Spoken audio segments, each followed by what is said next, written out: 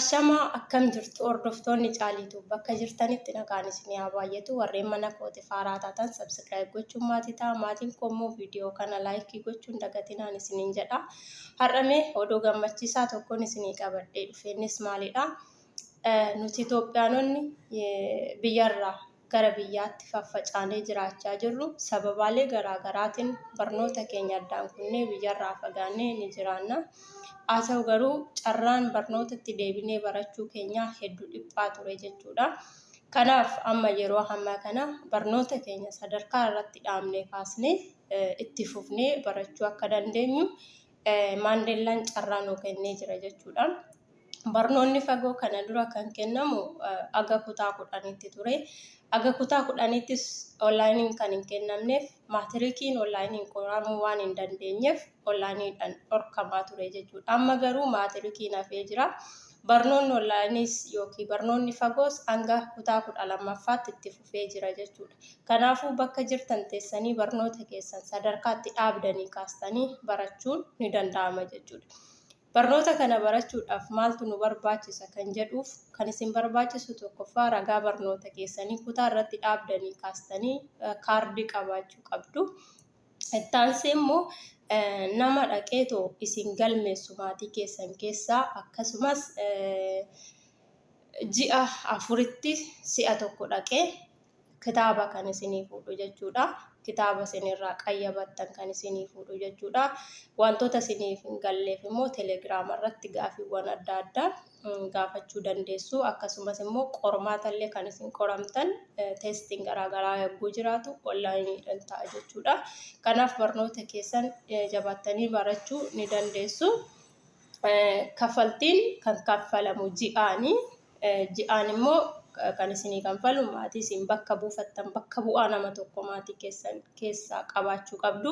Namni sun kaffaltii isinii kanfaluu qaba isin maallaqa keessan gaafa argitan jechuudha. Kaffaltiin nuti kaffalus baay'ee salphaadha.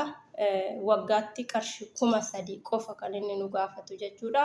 Kana jechuun egaa 3,000 jechuun baay'ee salphoo tokko. Barnoonni keenya garuu murteessaadha. Fakkeenya biyya Arabaa keessa fakkeenya ijoolleen biyya Arabaa jirtan waggaa 2-3 jiraattu yoo ta'e barnoota keessanis bukkeedha barachaa jiraattu yoo ta'e jireenya keessan karaa biraa fooyyessaa. Isa kanas immoo barnoota keessan barnoonni umuriin hin daanga'u waan ta'eef itti fuftanii xumurattanii galuu dandeessu. Yeroo salphaa yookiin haala salphaa ta'een karaa kolleejjiitti illee galtanii barachuu ni dandeessu jechuudha. Kanaafuu barnoonni yoomiyyuu taanan barbaachisaadha. Barnoonni umuriidhaan. Kanaafiyyuu barnoota keessan bakka jirtanitti itti fufaa baradhaa isiniin jechuun barbaada. Kitaaba kana gaafa isinii fuudhan kallattiin isin ittiin kitaabicha argachuu dandeessan tokkoffaa bakka jirtanitti kan isinii ergamuu danda'u lakkoofsa poostaadhaan isinii erguu danda'u. Kan biraa immoo imeeliidhaan isinii dhufuu danda'a. Isin achirraa gootanii baafattanii dubbistanii guyyaa qormaata keessan qoramuu dandeessu jechuudha. Baay'ee haala salphaadha. Kanaaf isin yoo qophii taatan yeroo hundumayyuu nan danda'a jettanii yoo of amansiistan ni dandeessu barachuu ni dandeessu. Obboleeyyan koo baradhaa. Lakkoofsa bilbilaa sanaa yoo barbaaddan koomentii jala isiniif kan kaa'achi fuutanii dubbistanii yookiin immoo maatii keessanitti kennitanii maatiin keessan haala jiru hundumaa isinii mijeesse sana booda barnoota keessan tokko jettanii jalqabdanii barnoota ammas barnoota jechuudhaan itti fufuu dandeessu. Warri gola madaamii keessa ooltan sirumayyuu haala mijataadha. Wantoota garaagaraa irratti yeroo keenya gubaa oolla. Wantoota garaagaraa wantoota badoo ta'een daawwachaa ni oolla.